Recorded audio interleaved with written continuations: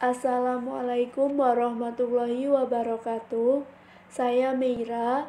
Di sini saya akan melanjutkan membaca buku The Power of Habit karya Charles Duhigg. Bagian 2, Kebiasaan Organisasi Sukses. Bab 4, Kebiasaan Kunci atau Balada Paul O'Neill. Kebiasaan mana yang paling berarti? 1. Pada suatu hari yang berangin kencang, bulan Oktober 1987, sekumpulan investor dan analisis saham terkemuka Wall Street berkumpul di ruang pesta satu hotel Manhattan yang bergengsi. Mereka di sana untuk berjumpa dengan CEO baru Aluminium Company of America atau yang dikenal sebagai Alcoa, perusahaan yang selama nyaris seabad telah memproduksi beraneka ragam barang, mulai dari kertas aluminium yang membungkus coklat Hershey Kisses dan logam kaleng Coca-Cola, sampai skrup yang mempertahankan keutuhan satelit.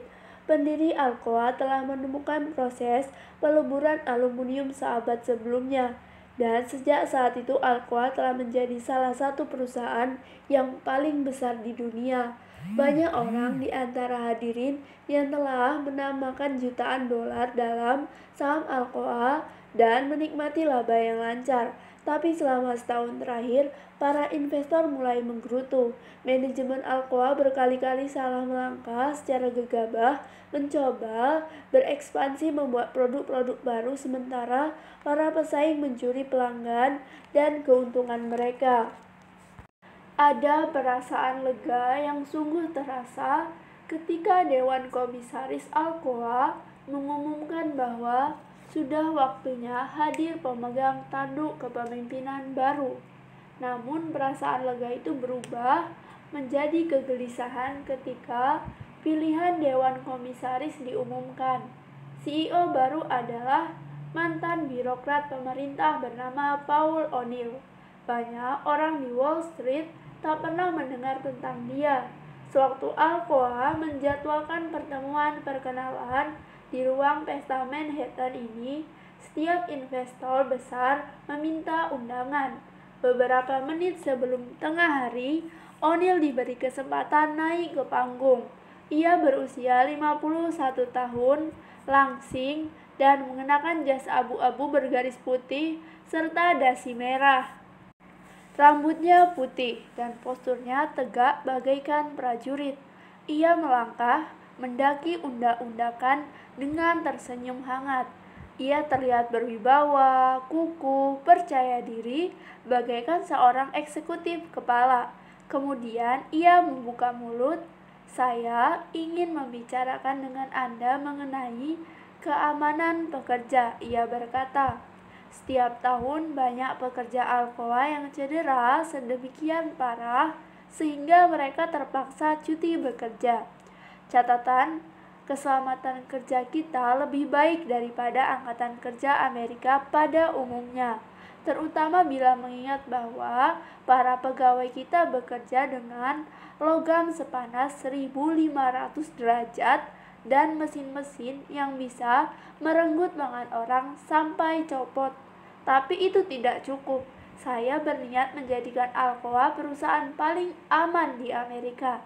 Saya berniat untuk mengejar 0 cedera. Hadirin bingung. Pertemuan-pertemuan seperti itu biasanya mengikuti naskah yang bisa diperkirakan. Seorang CEO baru akan memulai dengan perkenalan, membuat lawakan palsu yang mengejek diri sendiri, sesuatu tentang bagaimana ia tidur melulu sewaktu di Harvard Business School, lantas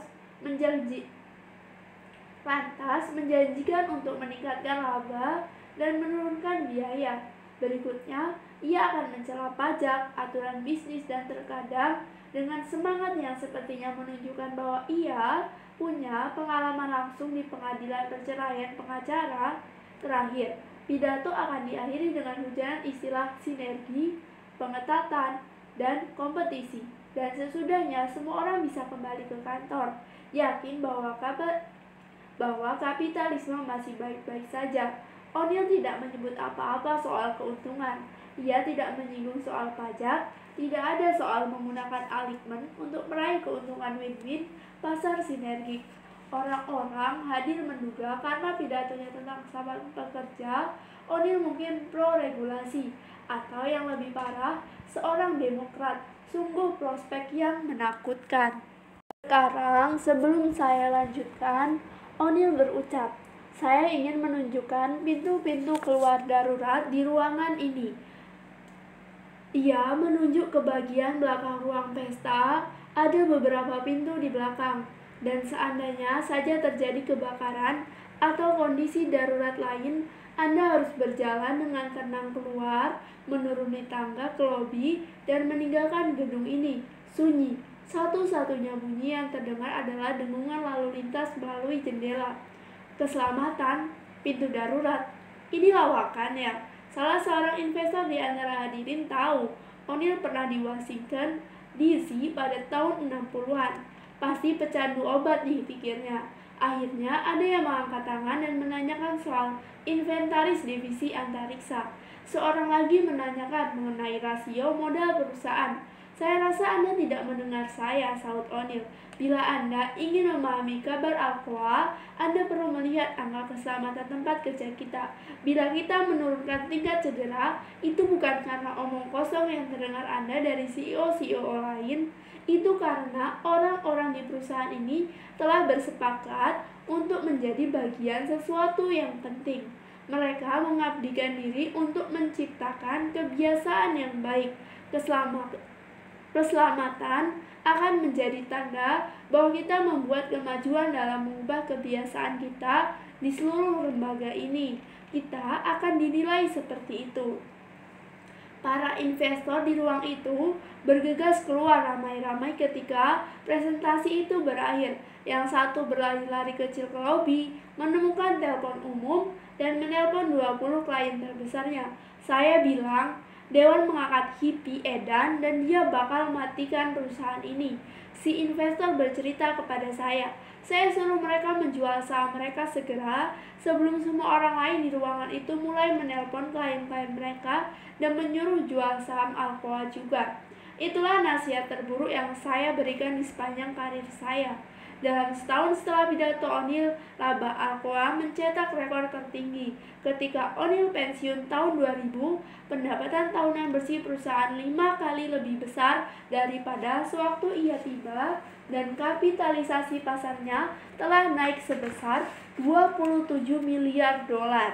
Orang yang menginvestasikan $1.000.000 ke Alcoa pada hari O'Neill diangkat akan memperoleh $1.000.000 lagi dalam bentuk dividen sepanjang O'Neill memimpin perusahaan itu, dan nilai saham mereka 5 kali lebih besar sewaktu O'Neill pensiun. Terlebih lagi, semua pertumbuhan itu terjadi berbarengan dengan meningkatnya status Alcoa menjadi salah satu perusahaan paling aman di dunia.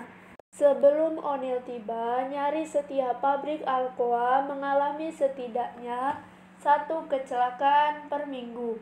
Begitu rencana keselamatan O'Neill diterapkan selama bertahun-tahun, sejumlah fasilitas tak lagi kehilangan seorang pun pegawai yang terpaksa cuti 1 hari pun karena cedera. Jadi, bagaimana O'Neill menjadikan salah satu perusahaan paling besar, paling membosankan, dan paling berpotensi berbahaya menjadi mesin laba dan benteng keselamatan? Dengan menyerang satu kebiasaan dan kemudian mengamati riak-riak perubahan menyapu seluruh organisasi. "Saya tahu saya harus mengubah Alcoa," O'Neill memberitahu saya, "tapi kita tidak bisa memerintahkan orang agar berubah. Bukan begitu caranya otak bekerja." Jadi, saya memutuskan untuk memulai dengan fokus ke satu hal. Bila saya bisa mulai mengacaukan kebiasaan-kebiasaan di sekitar satu hal, itu bakal menyebar ke seluruh perusahaan. O'Neill percaya bahwa sejumlah kebiasaan memiliki kekuatan untuk memulai reaksi berantai, mengubah kebiasaan-kebiasaan lain seraya menyebar ke seluruh organisasi. Dengan kata lain, sejumlah kebiasaan lebih penting daripada kebiasaan lain dalam reka ulang bisnis dan kehidupan. Inilah kebiasaan-kebiasaan kunci yang bisa mempengaruhi bagaimana orang bekerja, makan, bermain, hidup, membelanjakan uang, dan berkomunikasi. Kebiasaan-kebiasaan kunci itu mulai proses yang lama-kelamaan mengubah segala sesuatu. Kebiasaan-kebiasaan kunci menyatakan bahwa keberhasilan tidak bergantung pada melakukan segala sesuatu dengan benar, melainkan justru mengandalkan identifikasi segelintir prioritas kunci dan membentuk prioritas menjadi tuas-tuas yang berdaya. Bagian pertama buku ini menjelaskan bagaimana kebiasaan bekerja, bagaimana kebiasaan bisa diciptakan dan diubah. Tapi, calon ahli kebiasaan harus mulai dari mana? Jawaban terhadap pertanyaan ini dipegang oleh pemahaman terhadap kebiasaan-kebiasaan kunci. Kebiasaan-kebiasaan yang paling penting adalah kebiasaan yang sewaktu mulai berubah, menggoyahkan, dan mencipta ulang pola-pola lain. Kebiasaan-kebiasaan kunci menjelaskan bagaimana Michelle Phelps menjadi juara Olimpiade dan mengapa sejumlah mahasiswa lebih berprestasi daripada teman-teman mereka. Kebiasaan-kebiasaan kunci menjelaskan mengapa sebagian orang setelah bertahun-tahun mencoba mendadak kehilangan berat 20 kilo seraya menjadi lebih produktif di tempat kerja dan masih bisa pulang tepat waktu untuk makan malam bersama anak-anak mereka.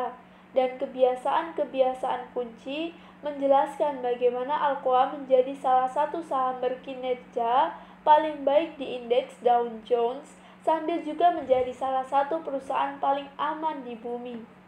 Ketika Alcoa pertama kali mendekati O'Neill untuk memintanya menjadi CEO, ia tidak yakin ia menginginkan pekerjaan itu. Ia sudah punya banyak uang dan istrinya menyukai Connecticut di mana ia hidup. Mereka tidak tahu apa-apa mengenai Petersburg, tempat Alcoa bermarkas. Namun sebelum menolak tawaran itu, O'Neill meminta waktu beberapa saat untuk berpikir-pikir. Guna membantu dirinya mengambil keputusan, ia mulai menyusun daftar mengenai apa yang akan menjadi prioritas-prioritas utamanya bila ia menerima jabatan itu. O'Neill selalu percaya sekali pada daftar. Ia mengorganisasi hidupnya dengan daftar.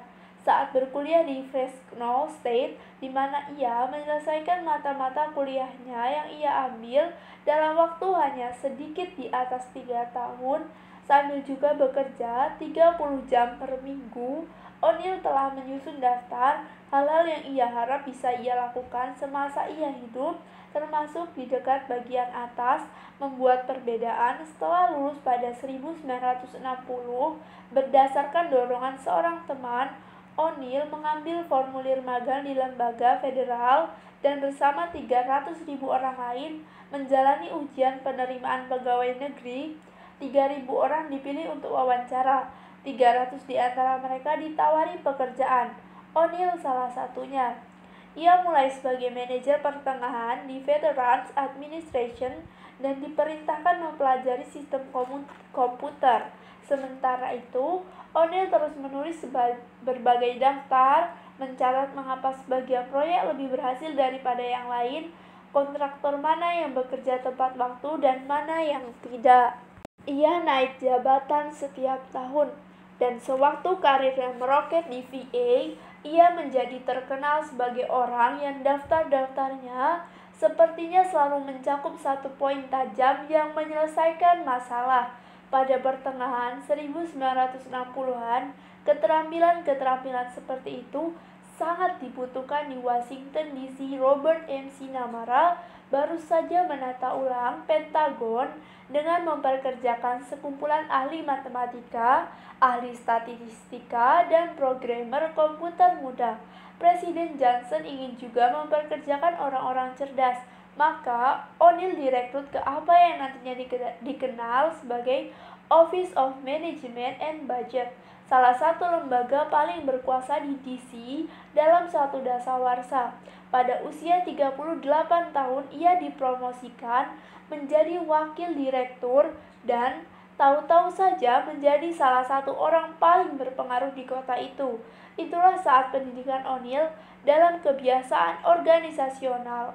betul-betul dimulai. Salah satu tugas pertamanya adalah menciptakan kerangka kerja analitis untuk mempelajari bagaimana pemerintah membelanjakan uang untuk jaminan kesehatan. Ia dengan cepat menemukan bahwa upaya pemerintah yang seharusnya dipandu oleh aturan-aturan logis dan prioritas-prioritas yang dipertimbangkan matang sebenarnya didorong oleh proses-proses institusional janggal yang dalam banyak segi beroperasi seperti kebiasaan. Bukannya membuat keputusan, birokrat dan politisi malah menanggapi tanda-tanda dengan rutinitas otomatis guna memperoleh ganjaran, misalnya naik pangkat atau terpilih kembali. Itu adalah lingkaran kebiasaan terbesar di antara ribuan orang dan miliaran dolar. Misalnya, setelah Perang Dunia II, Kongres menciptakan program untuk membangun rumah sakit komunitas. Seperempat abad kemudian, program itu masih berjalan, dan setiap kali para pembuat undang-undang mengalokasikan dana jaminan kesehatan baru, para birokrat lekas-lekas mulai membangun. Kota-kota tempat rumah sakit baru terletak tidak selalu membutuhkan kamar pasien baru, tapi itu tidak penting. Yang penting adalah mendirikan bangunan besar yang bisa ditunjuk oleh seorang politikus seraya berusaha merayu pemilih untuk memberikan suara kepadanya. Terdapat gambar rutinitas mengidap peningkatan karir. Sebagai gambar pertama, saya akan meletakkannya di description box. Para pegawai negeri menghabiskan waktu berbulan-bulan untuk mendebatkan tirai biru atau kuning, mencari tahu apakah kamar pasien harusnya diisi 1 atau 2 televisi, merancang stasiun perawat, hal-hal yang betul-betul tidak ada gunanya. O'Neill bercerita kepada saya, hampir tak ada yang pernah menanyai apakah kotanya mau rumah sakit atau tidak. Sudah jadi kebiasaan para birokrat untuk menyelesaikan setiap masalah kesehatan dengan membangun sesuatu supaya anggota Kongres bisa bilang, inilah yang saya lakukan. Tidak masuk akal, namun semua orang melakukan hal yang sama berulang-ulang. Para peneliti telah menemukan kebiasaan institusional di nyaris setiap organisasi atau perusahaan yang mereka kaji. Individu memiliki kebiasaan, kelompok punya rutinitas. Tulis akademisi Geoffrey Hudgens yang menghabiskan karirnya mengkaji pola-pola organisasional. Rutinitas adalah analog kebiasaan di tingkat organisasi. Bagi O'Neill, kebiasaan-kebiasaan macam itu tampak berbahaya. Kita pada dasarnya memasrahkan pengambilan keputusan kepada suatu proses yang terjadi tanpa betul-betul disertai pemikiran. O'Neill berkata, namun di lembaga-lembaga lain di mana perubahan sedang berlangsung, kebiasaan-kebiasaan organisasional yang baik mulai mendatangkan kesuksesan. Sejumlah departemen di NASA misalnya memperbaiki diri dengan secara sengaja memperkenalkan rutinitas-rutinitas organisasi yang mendorong para insinyur untuk mengambil lebih banyak resiko. Ketika roket-roket tak berawak meledak saat lepas landas, para kepala departemen akan bertumpuk tangan memuji, sehingga setiap orang tahu divisi mereka telah mencoba dan gagal. Namun setidaknya mereka mencoba. Pada akhirnya, ruang kendali misi dipenuhi tepuk tangan setiap kali sesuatu yang mahal meledak. Itu menjadi kebiasaan organisasional. Atau ambillah contoh Environmental Protection Agency yang didirikan pada 1970. Pengelola pertama EPA, William Ruckelshaus, secara sadar merekayasa kebiasaan-kebiasaan organisasional yang mendorong para regulatornya agar agresif menerapkan hukum. Ketika para pengacara meminta izin untuk menuntut atau mengambil tindakan hukum, harus ada proses yang dilalui. Pada dasarnya, semua permintaan izin diloloskan. Pesannya jelas, di EPA, sikap agresif diberi ganjaran. Pada 1975, EPA mengeluarkan 1.500 lebih peraturan lingkungan baru setiap tahun. Tiap kali saya mengamati satu cabang pemerintah, saya mendapati kebiasaan-kebiasaan yang tampaknya menjelaskan. mengapa di sana mereka berhasil atau gagal. O'Neill bercerita kepada saya. Lembaga-lembaga terbaik memahami arti penting rutinitas. Lembaga-lembaga terburuk dikepalai oleh orang-orang yang tak pernah memikirkan soal itu, dan lantas malah bertanya-tanya kok tidak ada yang menaati perintah mereka. Pada 1977, setelah 16 tahun di Washington DC, O'Neill memutuskan sudah waktunya angkat kaki. Ia bekerja 15 jam per hari, 7 hari seminggu, dan istrinya lelah membesarkan 4 anak sendirian. O'Neill pensiun dan memperoleh pekerjaan di International Paper, perusahaan bubur kertas dan kertas terbesar di dunia. Ia akhirnya menjadi presiden perusahaan itu. Pada waktu itu, sebagian teman lamanya di pemerintahan telah menduduki posisi dewan di Alcoa. Ketika perusahaan itu membutuhkan eksekutif kepala baru, mereka teringat O'Neill. Oleh karena itulah, akhirnya ia menuliskan daftar prioritasnya bila ia memutuskan untuk menerima pekerjaan itu. Alcoa sedang kesulitan ketika itu. Para pengkritik berkata para pekerja di perusahaan itu tidak cukup cekatan dan kualitas produk-produknya buruk. Namun di puncak daftar O'Neill, ia tidak menulis kualitas atau efisiensi sebagai prioritas terbesarnya. Di perusahaan sebesar dan setua Alcoa, kita tidak bisa sekedar menekan tombol dan mengharapkan semua orang bekerja lebih keras atau memproduksi lebih banyak. CEO sebelumnya telah mencoba memerintahkan berbagai perbaikan dan 15.000 pegawai malah mogok. Keadaan saat itu sedemikian parah sampai-sampai para pekerja membawa boneka-boneka ke lapangan parkir, memakaikan baju seperti manajer, lantas membakarnya. Alcoa bukan keluarga yang bahagia. Seorang pegawai Alcoa masa itu memberitahu saya, seperti keluarga Manson, namun dengan tambahan logam cair.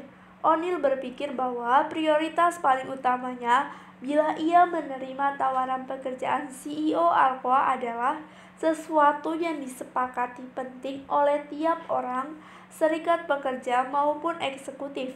Ia butuh satu fokus yang akan menyatukan orang-orang, yang akan memberinya kemampuan untuk mengubah cara orang bekerja dan berkomunikasi. Saya masuk ke dasar. Ia bertutur kepada saya. Semua orang berhak pulang kerja dengan selamat seperti ketika mereka datang, kan? Kita tidak seharusnya khawatir kegiatan mencari nafkah untuk keluarga malah akan membunuh kita.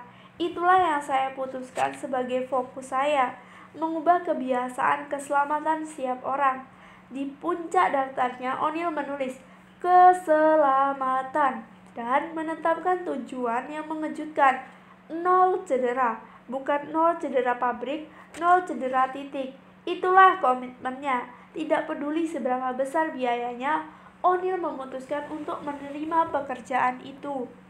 Saya benar-benar senang di sini, O'Neill berucap di hadapan satu ruangan penuh pekerja di pabrik peleburan logam di Tennessee beberapa bulan setelah ia diangkat.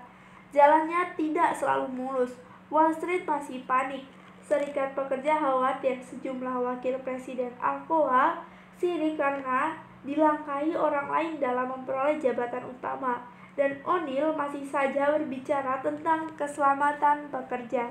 Saya bersedia bernegosiasi dengan Anda mengenai apa saja, O'Neill berkata. Ia sedang mengunjungi pabrik-pabrik Alcoa di Amerika, dan setelahnya ia akan menyambangi fasilitas-fasilitas perusahaan di 31 negara lain. Tapi ada satu hal yang tidak akan pernah saya negosiasikan dengan Anda, yaitu keselamatan. Saya tidak ingin Anda semua sampai berkata bahwa kita tidak melakukan segalanya untuk memastikan tidak ada yang terluka. Bila Anda hendak berdebat dengan saya soal itu, Anda bakal kalah. Kecemerlangan pendekatan itu adalah, tentu saja tidak ada yang mau berdebat dengan O'Neill mengenai keselamatan pekerja. Serikat pekerja telah berjuang selama bertahun-tahun demi aturan-aturan keselamatan yang lebih baik. Para manajer juga tidak mau berdebat soal itu juga. Karena cedera berarti hilangnya produktivitas dan berkurangnya semangat. Tapi yang tidak disadari sebagian besar orang adalah bahwa rencana O'Neill untuk mencapai nol cedera melibatkan penyusunan ulang paling radikal dalam sejarah Alcoa. O'Neill percaya kunci untuk melindungi para pegawai Alcoa adalah memahami mengapa cedera terjadi, dan untuk memahami mengapa cedera terjadi, kita harus mempelajari bagaimana proses produksi bisa sampai salah. Untuk memahami bagaimana bisa ada kesalahan, kita harus mendatangkan orang-orang yang bisa mendidik para pekerja mengenai kendali kualitas dan proses-proses kerja yang paling efisien, sehingga lebih mudah untuk melakukan segala hal dengan benar. Sebab kerja yang benar juga berarti kerja yang lebih aman. Dengan kata lain, guna melindungi pekerja, Alcoa perlu menjadi perusahaan aluminium yang paling baik dan paling rapi di bumi. Rencana keselamatan O'Neill pun dengan demikian didasarkan pada lingkaran kebiasaan. Ia mengidentifikasi satu tanda sederhana, cedera pegawai. Ia memperkenalkan satu rutinitas otomatis setiap kali ada yang cedera. Presiden unit harus melaporkannya kepada O'Neill dalam 24 jam dan mempresentasikan rencana untuk memastikan cedera itu tidak akan pernah terjadi lagi dan ada ganjarannya. Orang yang dipromosikan hanyalah yang mengikuti sistem tersebut. Presiden-presiden unit sibuk dibuatnya untuk mengontak O'Neill dalam 24 jam setelah cedera. Mereka harus mendengar soal kecelakaan itu dari wakil presiden segera setelah peristiwa tersebut terjadi. Jadi, para wakil presiden harus terus-menerus berkomunikasi dengan manajer lapangan, dan para manajer lapangan membutuhkan para pekerja untuk menyampaikan peringatan begitu mereka melihat ada masalah dan memiliki daftar saran di dekat mereka.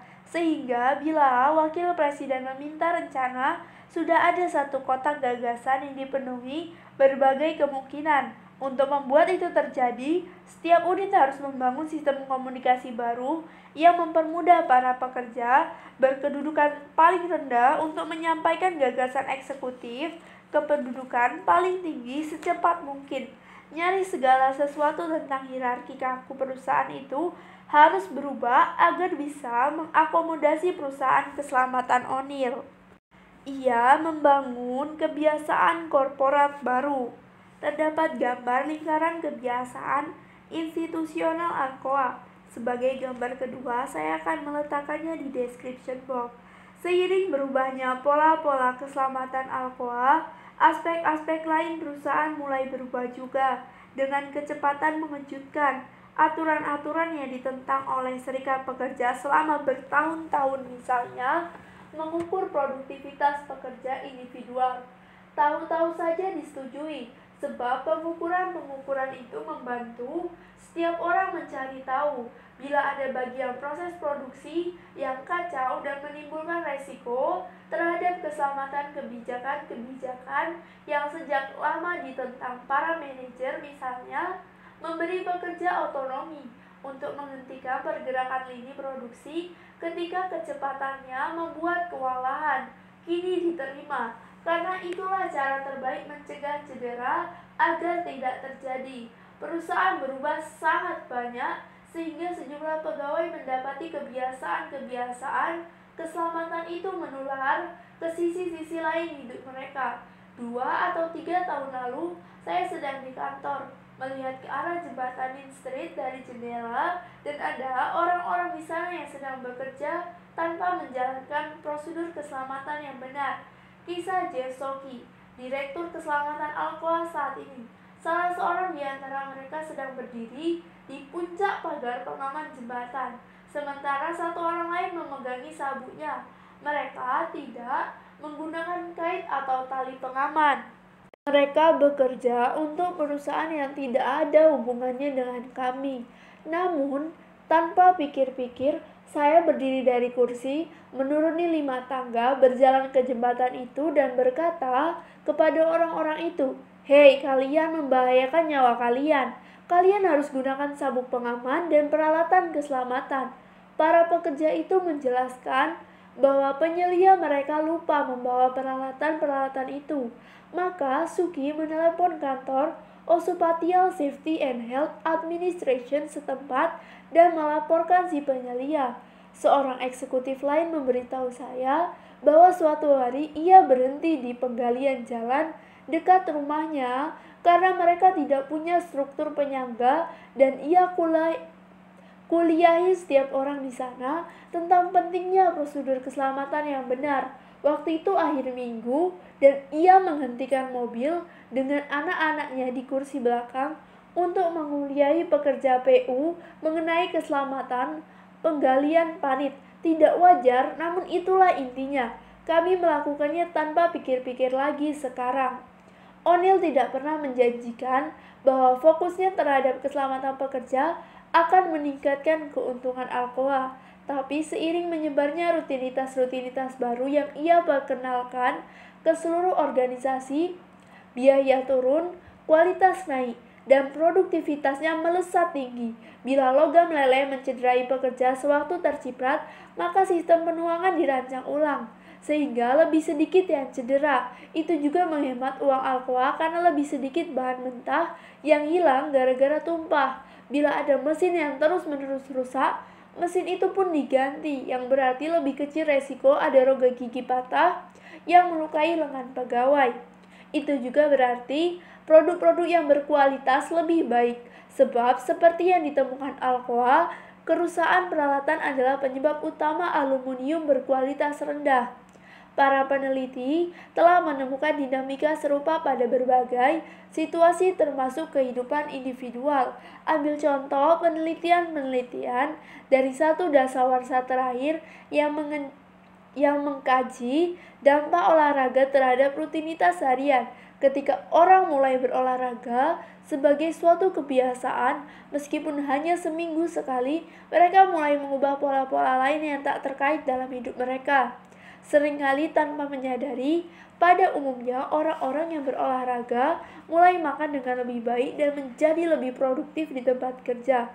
Mereka merokok lebih sedikit dan menunjukkan lebih banyak kesabaran kepada para kolega dan keluarga. Mereka lebih jarang menggunakan kartu kredit dan mengatakan tingkat stres mereka berkurang. Belum jelas benar mengapa. Namun bagi banyak orang, berolahraga adalah kebiasaan kunci yang memicu perubahan yang menyebar luas. Olahraga menular kemana-mana, kata James Prochaska, peneliti di University of Rhode Island. Ada sesuatu tentangnya yang menjadikan kebiasaan-kebiasaan baik lain lebih mudah. Berbagai penelitian telah mendokumentasikan bahwa keluarga-keluarga yang memiliki kebiasaan makan malam bersama-sama tampaknya membesarkan anak-anak dengan kemampuan mengerjakan PR yang lebih baik, nilai yang lebih tinggi, kendali emosi yang lebih bagus, dan lebih percaya diri. Membereskan tempat tidur setiap pagi berkolerasi dengan produktivitas yang lebih baik, perasaan yang lebih bahagia, dan keterampilan yang lebih baik dalam menaati anggaran. Bukan artinya makan bersama keluarga atau tempat tidur yang rapi menyebabkan nilai yang lebih baik atau penghematan belanja. Namun entah bagaimana perubahan-perubahan awal itu mulai bereaksi, berantai yang membantu kebiasaan-kebiasaan lain untuk berakar. Bila kita fokus pada mengubah atau menanam kebiasaan-kebiasaan kunci, kita bisa menyebabkan perubahan yang meluas. Tapi, mengidentifikasi kebiasaan kunci memang susah-susah gampang. Untuk menemukannya, kita harus tahu di mana mencarinya. Mengidentifikasi dan mendeteksi kebiasaan-kebiasaan kunci berarti mencari-cari ciri-ciri tertentu. Kebiasaan-kebiasaan kunci menawarkan apa yang dikenal dalam literatur akademik sebagai small wins, kemenangan kecil. Kebiasaan-kebiasaan kunci membantu kebiasaan-kebiasaan lain berkembang dan menciptakan struktur-struktur baru dan membantu memantapkan budaya di mana perubahan menular. Namun, seperti yang ditemukan O'Neill dan banyak orang lain, menyeberangi kesenjangan antara memahami dan menggunakan asas-asas itu membutuhkan kecerdikan. 2. Sewaktu alarm Michelle Pels berdering pada pukul 6.30 pagi 13 Agustus 2008, ia merayap keluar dari tempat tidur di Kampung Olimpiade di Beijing dan langsung menjalankan rutinitasnya. Ia mengenakan celana olahraga dan berjalan ke kantin untuk sarapan.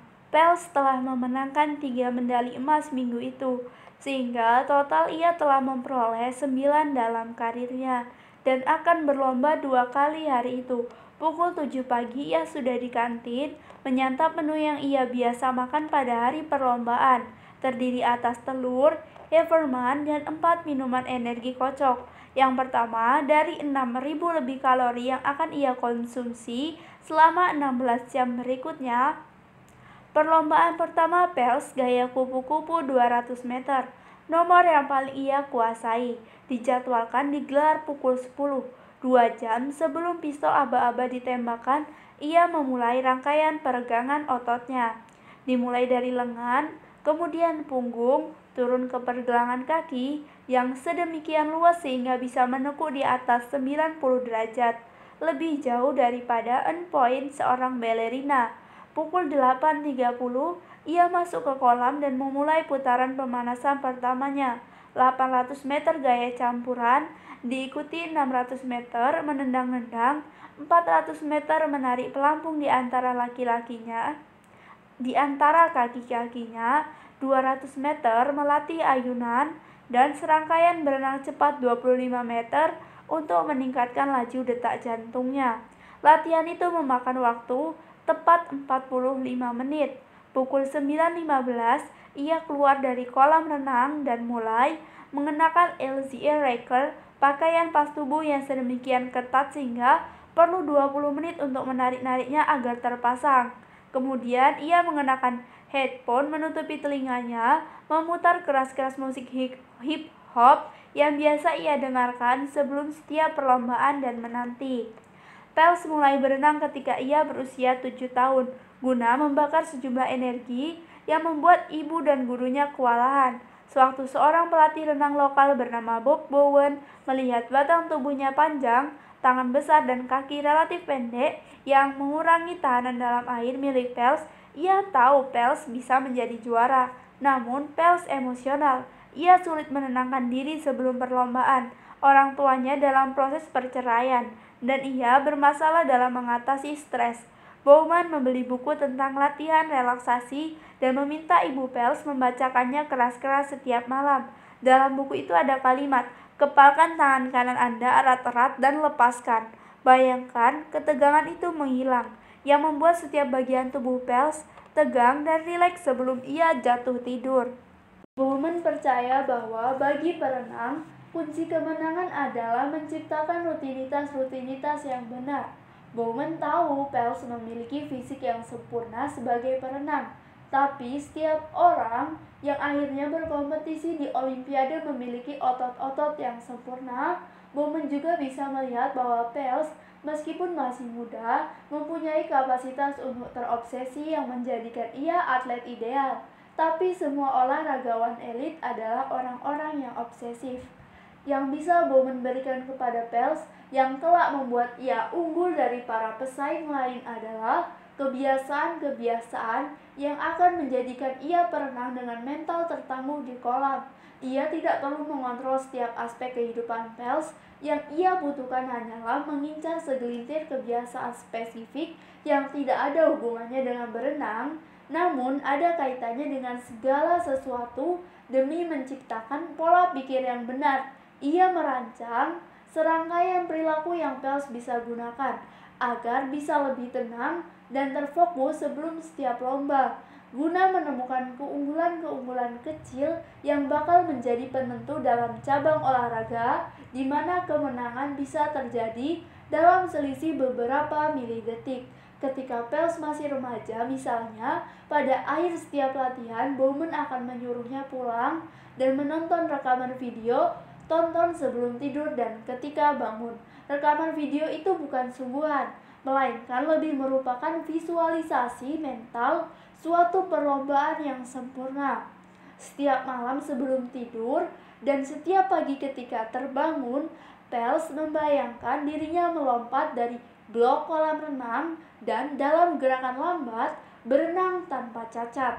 Ia akan memvisualisasikan ayunan tangannya, dinding kolam, putarannya, dan garis finish. Ia akan bayangkan jejak air yang terbisa di belakangnya. Air yang menetes dari bibirnya sewaktu mulutnya naik ke permukaan, seperti apa rasanya melepas tudungnya pada akhir perlombaan. Ia akan berbaring di tempat tidur dengan mata terpejam dan membayangkan keseluruhan perlombaan itu sampai kerincian terkecil, lagi dan lagi sampai ia hafal setiap detiknya. Selama latihan, ketika Bowman memerintahkan Pels berenang dengan kecepatan lomba, Bowman bakal berteriak, "Putar rekaman videonya," dan Pels akan mendorong dirinya sekeras yang ia bisa. Rasanya nyaris anti klimaks. Ketika ia meluncur di air, ia telah melakukannya sedemikian sering dalam benaknya, sampai-sampai kini ia sudah hafal mati. Namun cara itu ampuh. Pels terus bertambah cepat. Pada akhirnya yang perlu Bowman lakukan sebelum perlombaan hanyalah berbisik, "Siapkan rekaman videonya," dan Pels akan membabat perlombaan itu dengan tenang. Dan begitu Bowman memantapkan segelintir rutinitas inti dalam kehidupan Pels, semua kebiasaan lain, diet dan jadwal latihan, rutinitas peregangan dan tidur, seolah jadi teratur sendiri. Di inti alasan mengapa kebiasaan-kebiasaan itu sedemikian efektif dan menjadi kebiasaan kunci adalah apa yang ada dalam literatur akademik dikenal sebagai kemenangan kecil. Kemenangan kecil tepat seperti kedengarannya dan merupakan bagian cara kebiasaan kunci menciptakan perubahan yang meluas. Banyak sekali penelitian yang telah menunjukkan bahwa kemenangan kecil memiliki daya yang luar biasa, pengaruh yang jauh lebih besar daripada pencapaian kejayaan itu sendiri. Kemenangan kecil adalah penerapan konstan suatu keunggulan kecil. Seorang profesor Cornell menulis pada 1984, "Begitu satu kemenangan kecil tercapai, bergeraklah kekuatan-kekuatan yang membuat kemenangan kecil lain lebih mudah tercapai." Kemenangan-kemenangan kecil mendorong perubahan-perubahan transformatif dengan mengungkit keunggulan-keunggulan kecil menjadi pola-pola yang meyakinkan orang bahwa mereka bisa meraih pencapaian yang lebih besar. Misalnya, ketika organisasi-organisasi hak-hak homoseksual mulai berkampanye melawan homofobia pada 1960-an, upaya awal mereka hanya membuahkan serangkaian kegagalan. Mereka mendorong dihapuskan hukum-hukum yang digunakan untuk menyeret kaum homoseksual ke pengadilan dan kalah telak di DPR. Guru-guru mencoba menciptakan kurikulum untuk membina remaja homoseksual dan dipecat karena menyarankan agar homoseksualitas diterima. Sepertinya tujuan-tujuan lebih besar komunitas homoseksual mengakhiri diskriminasi dan pelecehan polisi meyakinkan American Psychiatric Association agar berhenti mengidentifikasi homoseksualitas sebagai penyakit mental tak bisa diraih. Kemudian, pada awal 1970-an, gugus tugas pembebasan kaum homoseksual American Library Association memutuskan untuk fokus ke satu tujuan sederhana, meyakinkan Library of Congress untuk mengubah klasifikasi buku-buku mengenai gerakan pembebasan homoseksual dari HQ 71 sampai 471, hubungan seksual abnormal termasuk kejahatan seksual, ke kategori lain yang lebih halus. Pada 1972, setelah menerima surat yang meminta perubahan, klasifikasi Library of Congress setuju membuat perubahan itu, mengklasifikasi ulang buku-buku tersebut ke satu kategori yang baru diciptakan, HQ 76.5 homoseksualitas, lesbianisme, gerakan pembebasan homoseksual, gerakan homofil. Itu adalah perubahan kecil pada suatu kebiasaan institusional lama dalam menyusun buku-buku di rak. Namun efeknya sungguh mengguncang. Kabar mengenai kebijakan baru itu menyebar ke seluruh Amerika Serikat. organisasi-organisasi hak homoseksual yang mengangkat soal keberhasilan itu mulai menyelenggarakan pengumpulan dana. Dalam beberapa tahun, politikus-politikus yang secara terbuka mengakui mereka homoseksual mengikuti pemilihan umum di California, New York, Massachusetts, dan Oregon. Banyak di antara mereka yang mengatakan terilhami oleh keputusan Library of Congress pada 1973. American Psychiatric Association setelah bertahun-tahun perdebatan internal mengganti definisi homoseksualitas sehingga bukan lagi dianggap gangguan mental, membuka jalan bagi tembusnya hukum-hukum negara yang mengilegalkan diskriminasi karena orientasi seksual. Dan semua itu bermula dari satu kemenangan kecil. Kemenangan-kemenangan kecil tidak berpadu dalam bentuk yang rapi, linier, dan berangkai, dengan setiap langkah sebagai langkah yang semakin mendekati suatu tujuan yang ditentukan sebelumnya. Tulis Carl Weck, seorang ahli psikologi organisasi terkemuka. Yang lebih umum terjadi adalah situasi ketika kemenangan-kemenangan kecil terpencar-pencar, bagaikan percobaan-percobaan mini yang menguji teori-teori tersirat mengenai penolakan dan kesempatan dan mengungkapkan sumber daya maupun rintangan yang tak terlihat sebelum situasi itu muncul. Tepat itulah yang terjadi pada Michelle Pels ketika Bob Bowman mulai bekerja sama dengan Pels dan ibunya dalam menggarap kebiasaan kunci berupa visualisasi dan relaksasi. Bowman maupun Pels tak punya gagasan mengenai hal yang mereka lakukan. Kami bereksperimen, mencoba-coba berbagai hal berbeda sampai kami menemukan yang ampuh. Bowman bercerita kepada saya, pada akhirnya kami menemukan bahwa paling baik untuk berkonsentrasi pada momen-momen kecil keberhasilan dan mengembangkan momen itu menjadi pemicu mental. Kami garap momen-momen itu menjadi rutinitas.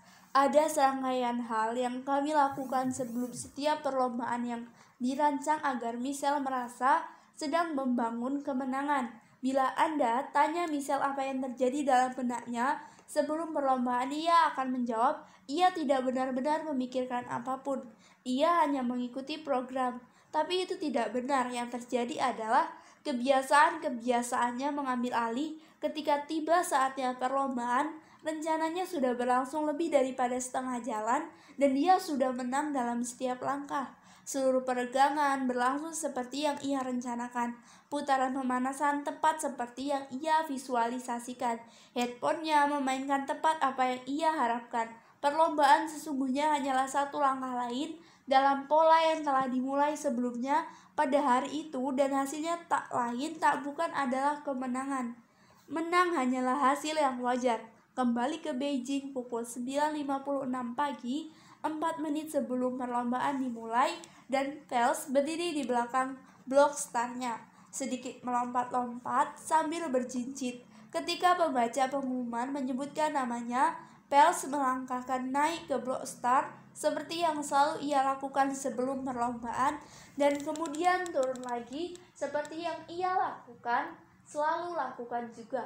Ia mengayunkan lengan-lengannya 3 kali seperti yang ia selalu lakukan sebelum setiap pertandingan sejak ia berusia 12 tahun. Ia naik lagi ke bloknya, mengambil ancang-ancang, dan ketika pistol ditembakkan, melompat. Pels tahu terjadi sesuatu yang salah begitu ia menghantam air. Ada air di dalam kacamata renangnya. Ia tidak tahu apakah air itu bocor dari atas atau bawah. Namun ketika muncul ke permukaan dan mulai berenang, ia harap kebocoran itu tidak akan terlalu parah. Tapi pada balik arah kedua, segala sesuatu semakin kabur. Sewaktu ia mendekati balik arah ketiga dan putaran terakhir, kedua belah kacamata renangnya penuh air. Pels tidak bisa melihat apa-apa, tidak garis di sepanjang dasar kolam, tidak tanda T hitam yang menandai dinding yang sudah dekat. Ia tidak bisa melihat berapa ayunan yang tersisa. Bagi kebanyakan perenang, kehilangan penglihatan di tengah-tengah perlombaan final Olimpiade akan menyebabkan panik. Pels tenang. Segala hal lain hari itu telah berjalan sesuai rencana. Kacamata renang yang bocor adalah gangguan kecil, namun Pels siap menghadapinya. Bowman pernah menyuruh Pels berenang di satu kolam Michigan dalam gelap karena percaya bahwa Pels harus siap menghadapi kejutan. Sejumlah rekaman video dalam benak Pels berisi masalah-masalah seperti itu. Ia telah berlatih secara mental bagaimana mengatasi gangguan akibat kacamata renang. Sewaktu memulai putaran terakhirnya, Pels memperkirakan berapa banyak ayunan yang akan dibutuhkan untuk dorongan terakhir, 19 atau 20, mungkin 21, dan mulai menghitung. Ia merasa sepenuhnya rileks waktu berenang dengan kekuatan penuh. Di tengah-tengah putaran itu ia mulai meningkatkan usahanya, lesatan terakhir yang telah menjadi salah satu teknik utamanya dalam mengalahkan lawan. Pada ayunan ke-18, ia mulai mengantisipasi keberadaan dinding. Ia bisa mendengar penonton bersorak, namun karena ia tak bisa melihat apa-apa, ia tidak tahu apakah mereka menyorokinya atau orang lain. Ayunan ke-19, lantas ke-20, rasanya ia butuh satu lagi. Itulah yang dikatakan rekaman video dalam benaknya. Ia melakukan ayunan ke-21 yang besar, meluncur dengan lengan terluncur dan menyentuh dinding. Perhitungannya sempurna. Sewaktu ia melepaskan kacamata renangnya dan melihat ke arah papan, skor ada tulisan WR, World Record, rekor dunia di samping namanya. Ia baru saja meraih satu lagi medali emas. Setelah perlombaan itu, seorang wartawan menanyainya apa rasanya berenang tanpa bisa melihat apa-apa. Rasanya seperti yang saya bayangkan.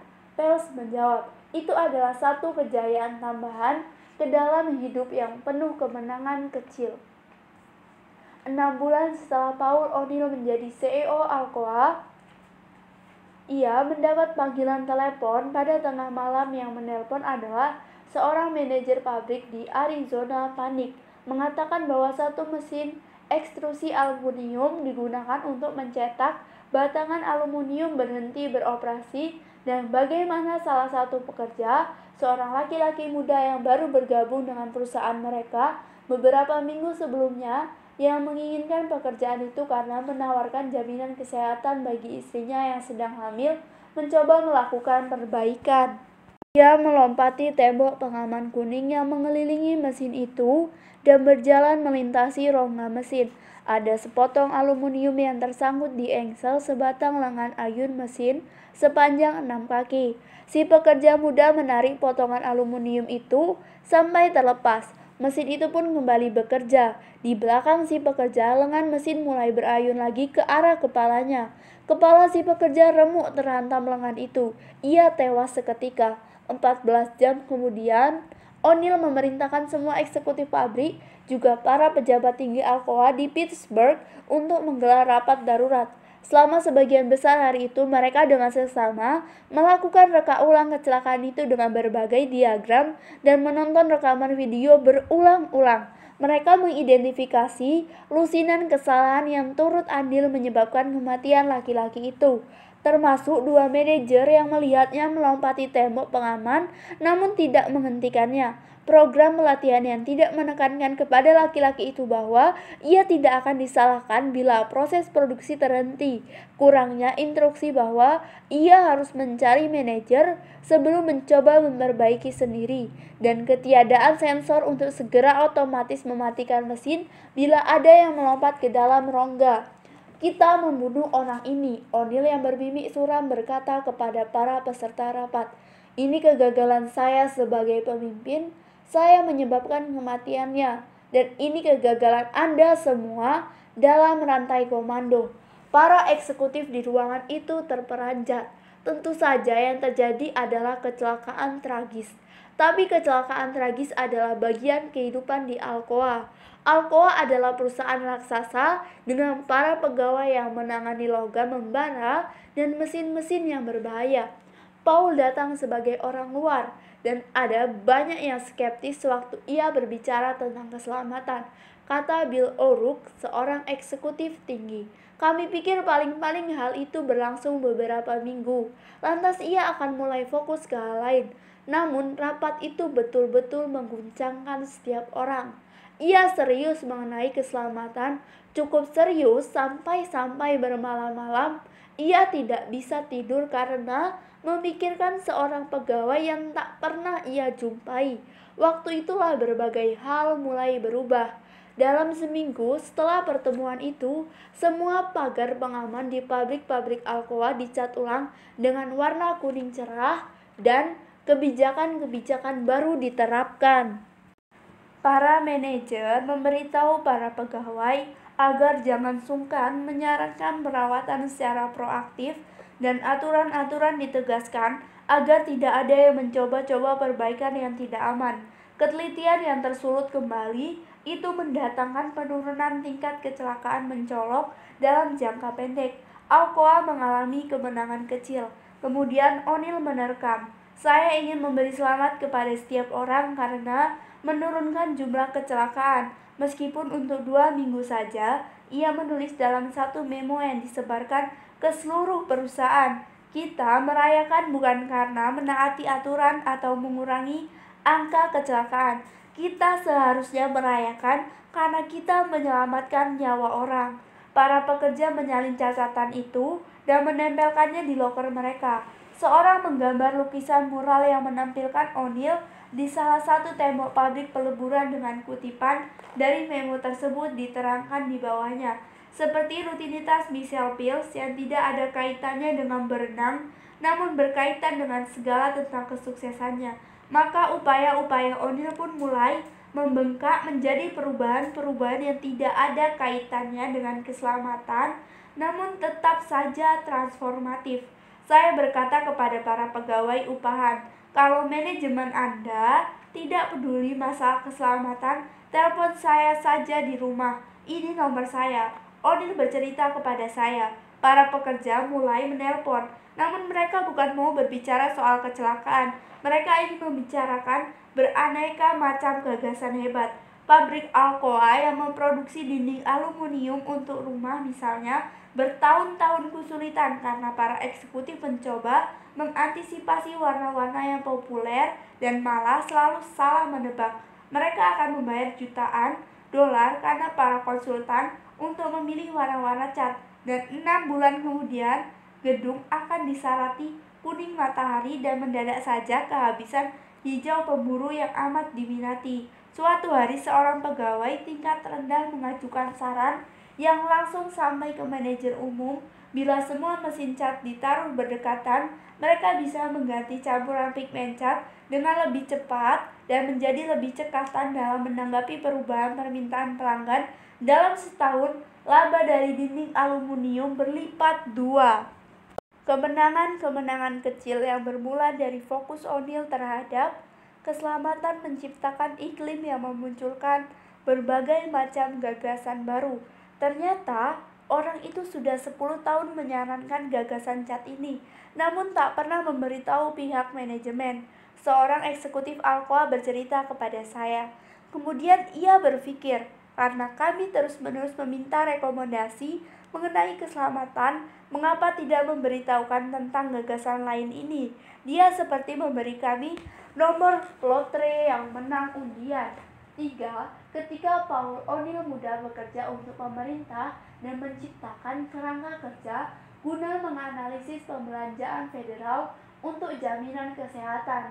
Salah satu kekhawatiran terhadap yang menghadapi para pejabat adalah kematian bayi. Amerika Serikat waktu itu adalah salah satu negara termakmur di bumi, namun angka kematian bayinya lebih tinggi daripada sebagian besar Eropa dan beberapa bagian Amerika Selatan, terutama di daerah pedesaan. Banyak sekali bayi yang meninggal sebelum ulang tahun pertama. O'Neill ditugasi mencari tahu alasannya. Ia meminta lembaga-lembaga federal lain untuk memulai menganalisis data kematian bayi, dan setiap kali ada yang kembali dengan jawaban, ia mengajukan pertanyaan lain, mencoba menelaah semakin dalam guna memahami akar penyebab masalah tersebut. Setiap kali ada yang datang ke kantor O'Neill dengan suatu temuan, O'Neill akan memulai menginterogasinya dengan pertanyaan-pertanyaan lain. Ia membuat orang-orang gila dengan dorongan tanpa henti untuk menyelidiki lebih lanjut untuk memahami apa yang sebenarnya terjadi. Saya suka sekali Paul O'Neill, tapi dibayar berapapun saya tidak mau bekerja untuk dia lagi. Seorang pejabat berkata kepada saya, jawaban apa saja pasti dia ubah jadi 20 jam kerja lagi. Misalnya saja, sejumlah penelitian menunjukkan bahwa tampaknya penyebab terbesar kematian bayi adalah kelahiran prematur, dan alasan bayi lahir terlalu cepat adalah karena ibu menderita kekurangan gizi ketika hamil. Jadi untuk menurunkan tingkat kematian bayi, perbaiki gizi ibu. Sederhana kan? Namun untuk menghentikan kekurangan gizi, perempuan harus memperbaiki diet sebelum mereka hamil. Yang berarti pemerintah harus memulai mendidik perempuan mengenai nutrisi sebelum mereka aktif secara seksual. Berarti para pejabat harus membuat kurikulum nutrisi untuk sekolah menengah. Tapi ketika O'Neill mulai bertanya-tanya mengenai bagaimana membuat kurikulum itu, ia mendapati bahwa banyak guru sekolah menengah di daerah pedesaan tidak cukup memahami biologi dasar untuk bisa mengajarkan soal nutrisi. Artinya, pemerintah harus merombak pendidikan guru di bangku kuliah dan memberi mereka dasar yang lebih kuat dalam bidang biologi sehingga mereka nantinya bisa mengajarkan nutrisi kepada gadis-gadis remaja, sehingga remaja-remaja itu akan makan dengan lebih baik sebelum mereka mulai berhubungan seks dan pada akhirnya bergizi cukup ketika mereka melahirkan. Akhirnya para pejabat yang bekerja dengan O'Neill menemukan bahwa pelatihan guru yang buruk adalah akar penyebab tingkat kematian bayi yang tinggi. Bila Anda meminta rencana memerangi kematian bayi kepada dokter atau pejabat kesehatan masyarakat, tidak ada yang akan menyarankan untuk mengubah pelatihan guru. Mereka tak akan tahu bahwa kedua hal itu berhubungan. Tapi dengan mengajari mahasiswa mengenai biologi, kita membuat mereka kelak bisa meneruskan pengetahuan itu kepada para remaja yang mulai makan dengan lebih sehat dan bertahun-tahun kemudian melahirkan bayi-bayi yang lebih kuat. Kini tingkat kematian bayi Amerika Serikat 68% lebih rendah daripada ketika O'Neill mulai memegang pekerjaan itu. Pengalaman-pengalaman O'Neill dengan tingkat kematian bayi menciptakan struktur yang membantu kebiasaan-kebiasaan lain untuk berkembang dalam kasus kematian prematur. Mengubah kurikulum pendidikan tinggi bagi para guru memulai reaksi berantai yang akhirnya menyentuh pendidikan gadis-gadis di daerah pedesaan dan cukup tindaknya gizi yang mereka peroleh saat mengandung, dan kebiasaan O'Neill untuk terus-menerus mendorong para birokrat lain untuk tak berhenti mencari sampai menemukan akar masalah pun mengubah cara pemerintah berpikir mengenai berbagai masalah seperti kematian bayi. Hal yang sama bisa terjadi pada kehidupan manusia. Misalnya, sampai sekitar 20 tahun lalu dipercaya bahwa cara terbaik menurunkan berat adalah mengubah hidup secara radikal.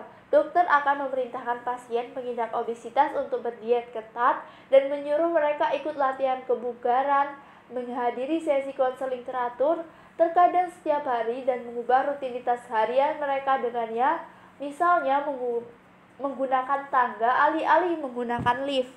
Menurut pemikiran itu, hanya dengan mengguncang kehidupan seseoranglah kebiasaan-kebiasaan buruk bisa diperbaiki. Namun ketika para peneliti mempelajari keefektifan metode-metode itu untuk jangka waktu panjang, mereka mendapati metode-metode tersebut justru gagal. Para pasien akan menggunakan tangga selama beberapa minggu. Namun pada akhir bulan mereka merasa tangga terlalu merepotkan. Mereka mulai berdiet dan ikut latihan kebugaran. Namun setelah ledakan antusiasme awal lenyap, mereka kembali ke kebiasaan makan lama dan menonton TV. Menumpuk sedemikian banyak perubahan sekaligus membuat tak satu pun perubahan yang menyangkut. Kemudian pada 2009, sekelompok peneliti yang didadai oleh National Institute of Health menerbitkan penelitian mengenai suatu pendekatan berbeda terhadap penurunan berat tubuh. Mereka mengumpulkan 1.600 pengidap obesitas dan meminta mereka berkonsentrasi menuliskan semua yang mereka makan setidaknya 1 hari per minggu.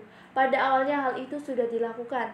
Para peserta penelitian lupa membawa jurnal makanan atau mengudap dan lupa mencatat. Tapi perlahan-lahan mereka mulai mencatat makanan mereka sekali seminggu dan terkadang lebih sering lagi. Banyak peserta yang mulai membuat catatan harian makanan. Pada akhirnya hal itu menjadi kebiasaan. Lantas sesuatu yang tak terduga terjadi. Para peserta mulai mengamati catatan-catatan mereka dan menemukan pola-pola yang tidak mereka sadari sebelumnya.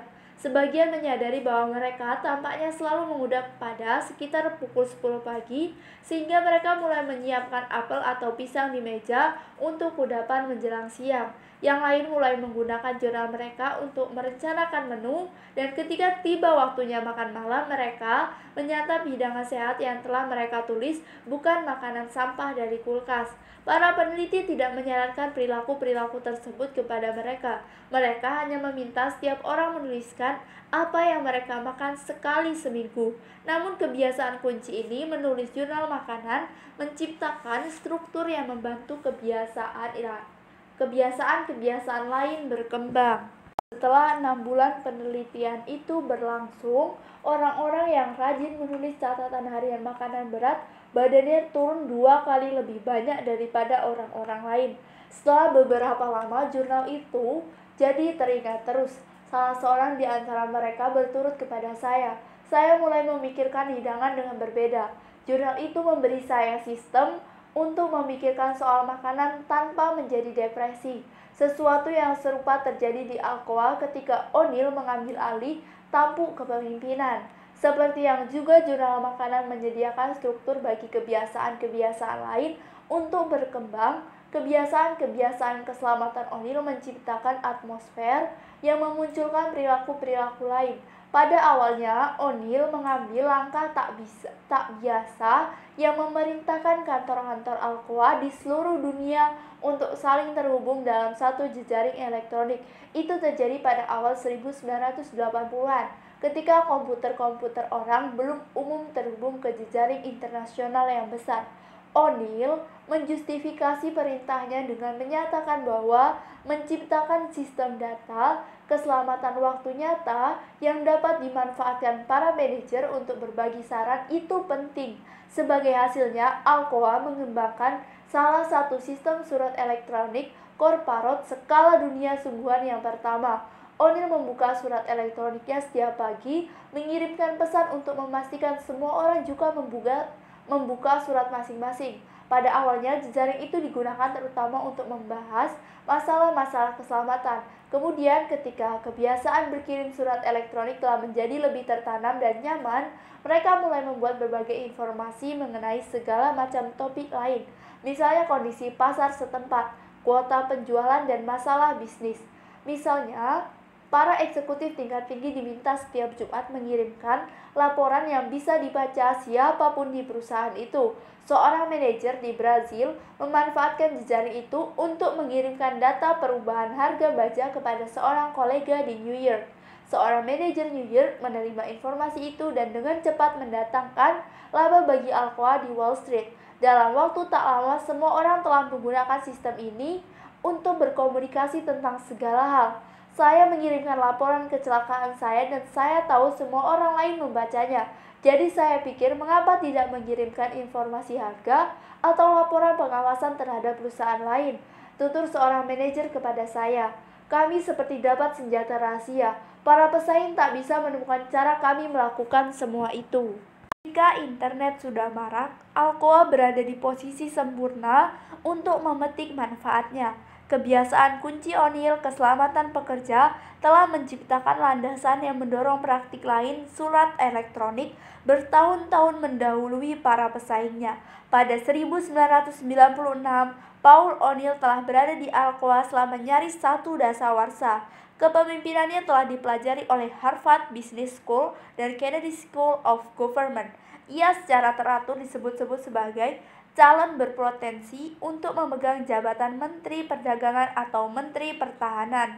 Para pegawainya dan serikat pekerja memberinya nilai tinggi di bawah pengawasannya. Harga saham Alcoa telah meningkat di atas 200%. Pada akhirnya ia menjadi sosok sukses yang diakui secara universal. Pada Mei tahun itu, dalam rapat pemegang saham di kota Petersburg, seorang suster Benedictine berdiri pada sesi tanya-jawab dan menuduh O'Neill berdusta. Suster Mary Margaret mewakili kelompok advokasi masyarakat yang memperhatikan gaji dan kondisi di pabrik Alcoa di Ciudad Acuna, Meksiko. Ia berkata bahwa meskipun O'Neill menyanjung-nyanjung tindakan-tindakan keselamatan Alcoa, para pekerja di Meksiko menderita sakit karena asap berbahaya. Itu tidak benar, kata O'Neill kepada hadirin. Di komputer jinjingnya, ia membuka catatan keselamatan dari pabrik Meksiko itu. Lihat, ia berucap, menunjukkan kepada hadirin catatan yang sangat baik tentang keselamatan, kepatuhan aturan lingkungan, dan survei kepuasan pegawai eksekutif yang bertanggung jawab memegang fasilitas tersebut. Robert Barton adalah salah seorang manajer paling senior di Alcoa. Ia telah bekerja untuk perusahaan itu selama berdasawarsa dan bertanggung jawab atas sejumlah kemitraan terbesar mereka. Sang suster berkata, hadirin tidak boleh percaya kepada O'Neill. Ia duduk kembali. Setelah pertemuan, O'Neill meminta sang suster datang ke kantornya. Ordo sang suster memegang 50 saham Alcoa dan selama berbulan-bulan mereka telah meminta pemungutan suara pemegang saham untuk mengeluarkan resolusi agar operasi perusahaan itu di Meksiko ditinjau. O'Neill menanyai Suster Mary, apakah ia pernah ke pabrik itu sendiri? Tidak, jawabnya. Untuk amannya, O'Neill meminta kepala sumber daya manusia dan penasihat umum perusahaan untuk terbang ke Meksiko untuk melihat apa yang terjadi. Ketika para eksekutif itu tiba, mereka menyelidiki catatan pabrik Acuna dan menemukan laporan-laporan mengenai satu kecelakaan yang tidak pernah dikirimkan ke markas besar. Beberapa bulan sebelumnya ada penumpukan asap di dalam salah satu bangunan. Peristiwa itu relatif kecil. Eksekutif pabrik itu, Barton, telah memasang ventilator untuk menyingkirkan gas-gas itu. Orang-orang yang jatuh sakit sembuh total dalam 1 atau 2 hari. Namun, Barton tidak pernah melaporkan kejadian itu. Ketika para eksekutif kembali ke Petersburg dan menyajikan temuan-temuan mereka, O'Neill mengajukan satu pertanyaan. Apakah Bob Barton tahu ada yang jatuh sakit? Kami tidak bertemu dia, mereka menjawab. Tapi ya, jelas dia tahu. 2 hari kemudian Barton dipecat. Pemecatan itu mengagetkan orang-orang luar.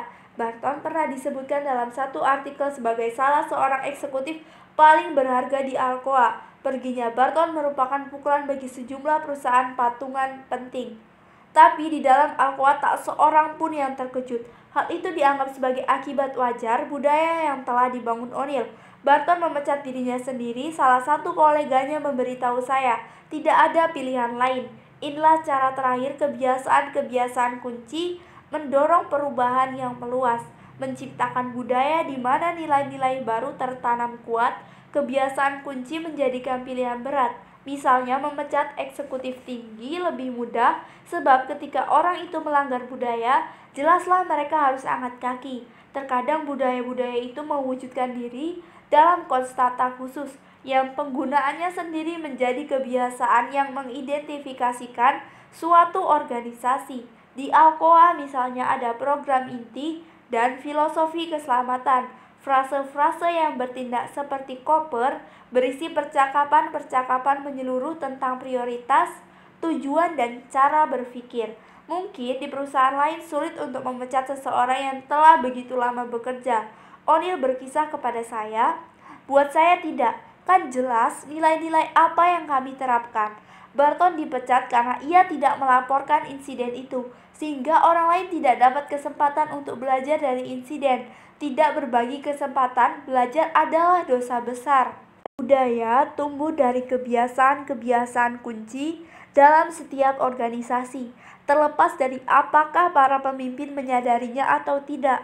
Misalnya ketika mempelajari calon kandidat angkatan baru di Akademi Militer West Point, para peneliti mengukur nilai rata-rata kecakapan fisik, kemampuan militer, dan disiplin diri mereka. Tapi, ketika mereka mencari korelasi antara faktor-faktor itu dengan apakah kadet akhirnya drop out atau lulus, mereka mendapati bahwa kesemua itu kalah berarti dibanding satu faktor yang para peneliti disebut sebagai grit, yang mereka definisikan sebagai kecenderungan untuk bekerja giat menghadapi tantangan, mempertahankan upaya dan minat selama bertahun-tahun meskipun dihadang kegagalan, kesulitan, dan kemajuan yang mandek.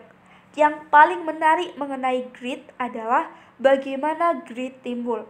Grit tumbuh dari budaya yang diciptakan para kadet itu sendiri, dan budaya itu sendiri seringkali muncul berkat kebiasaan-kebiasaan kunci yang mereka pelajari di West Point. Ada banyak sekali hal berat di sekolah ini. Salah seorang kadet bertutur kepada saya. Mereka menyebut musim panas pertama Barak Monster karena mereka ingin memelonco kita. Banyak sekali yang berhenti sebelum tahun ajaran dimulai. Namun saya bertemu sekelompok teman pada beberapa hari pertama saya di sini, dan kami setiap pagi mulai berkumpul untuk memastikan semua orang merasa kuat. Saya mendatangi mereka bila saya merasa khawatir atau tertekan, dan saya tahu mereka akan membantu saya kembali semangat. Hanya ada kami bersembilan dan kami menyebut diri kami Musketeer. Tanpa mereka, saya pikir sebulan pun saya tidak akan bertahan di sini. Para kadet yang berhasil US Point awalnya datang ke sekolah itu dengan bekal berbagai kebiasaan mental dan disiplin fisik. Tapi aset-aset tersebut hanya bisa membawa mereka sejauh itu. Agar berhasil, mereka membutuhkan satu kebiasaan kunci yang menciptakan suatu budaya, misalnya kumpulan harian antara teman-teman yang berpikir sama untuk membantu menemukan kekuatan guna mengatasi rintangan. Kebiasaan kunci mengubah kita dengan menciptakan budaya yang menegaskan nilai-nilai yang kita mungkin lupakan saat terpepet harus mengambil keputusan sulit atau terjebak momen keraguan-raguan. Tahun 2000, O'Neill pensiun dari Alcoa dan atas permintaan dari Presiden George W. Bush yang baru terpilih, dia menjadi Menteri Keuangan 3. Ia meninggalkan jabatan Menteri Keuangan 2 tahun kemudian dan kini menghabiskan sebagian besar waktunya untuk mengajari rumah sakit mengenai bagaimana berfokus pada keselamatan pekerja dan kebiasaan-kebiasaan kunci yang bisa menurunkan tingkat kesalahan medis. Juga berperan dari berbagai dewan komisaris perusahaan. Sementara itu, berbagai perusahaan dan organisasi di seluruh Amerika telah merungkuh gagasan untuk menggunakan kebiasaan-kebiasaan kunci untuk menciptakan kembali tempat kerja. Di IBM misalnya, Lou Gerstner membangun ulang perusahaan tersebut dengan awalnya berkonsentrasi pada satu kebiasaan kunci, rutinitas penelitian dan penjualan IBM di firma konsultan McKinsey & Company. Budaya perbaikan terus-menerus diciptakan melalui kebiasaan kunci berupa kritik internal di segala bidang yang merupakan inti setiap tugas. Dalam Goldman Sachs, setiap keputusan dilandasi kebiasaan kunci berupa pengkajian resiko. Dan di Alcoa, warisan O'Neill tetap hidup. Bahkan meskipun O'Neill tidak lagi bersama mereka, tingkat cedera terus menurun. Tahun 2010, 82% lokasi Alcoa tidak kehilangan satupun pegawai untuk satu hari pun gara-gara cedera, nyaris mencetak rekor tertinggi sepanjang waktu. Rata-rata pekerja lebih berkemungkinan cedera di perusahaan piranti lunak saat membuat animasi kartun untuk studio film. Masa jabatan O'Neill di Kementerian Keuangan tidak seberhasil karirnya di Alcoa. Nyaris segera setelah disumpah, ia mulai fokus pada sejumlah masalah kunci, termasuk keselamatan pekerja, penciptaan lapangan kerja, akuntabilitas eksekutif, dan memerangi kemiskinan Afrika. Di antara inisiatif-inisiatif lainnya, tapi politik O'Neill tidak sejalan dengan Presiden Bush dan ia meluncurkan perlawanan internal untuk memerangi pengurangan pajak yang diajukan Bush. Ia diminta mengundurkan diri pada akhir 2002, yang saya pikir adalah hal yang benar bagi kebijakan ekonomi bertentangan dengan apa yang diinginkan Gedung Putih, kata O'Neill kepada saya. Itu tidak bagus untuk Kementerian Keuangan, maka saya dipecat atau menghitung pajak sebagai seorang akuntan daripada menangani aluminium meleleh di Alcoa. Sewaktu saya dijadikan manajer pabrik, kata Jeff Soki, eksekutif Alcoa, pada hari pertama saya mengemudikan mobil ke lapangan pabrik, saya melihat semua tempat parkir dekat pintu-pintu depan sudah ditandai dengan tulisan jabatan orang. Kepala inilah, kepala itulah, orang-orang yang penting dapat tempat parkir paling bagus. Hal pertama yang saya lakukan adalah menyuruh manajer perawatan sarana untuk menutup semua tulisan jabatan itu dengan cat. Saya ingin siapapun yang sampai paling dulu yang dapat tempat terbaik. Semua orang memahami pesannya. Setiap orang berarti. Ini perpanjangan apa yang Paul lakukan mengenai keselamatan pekerja. Hal itu menyalakan semangat di pabrik. Dengan segera semua orang berusaha datang lebih pagi setiap hari ke tempat kerja.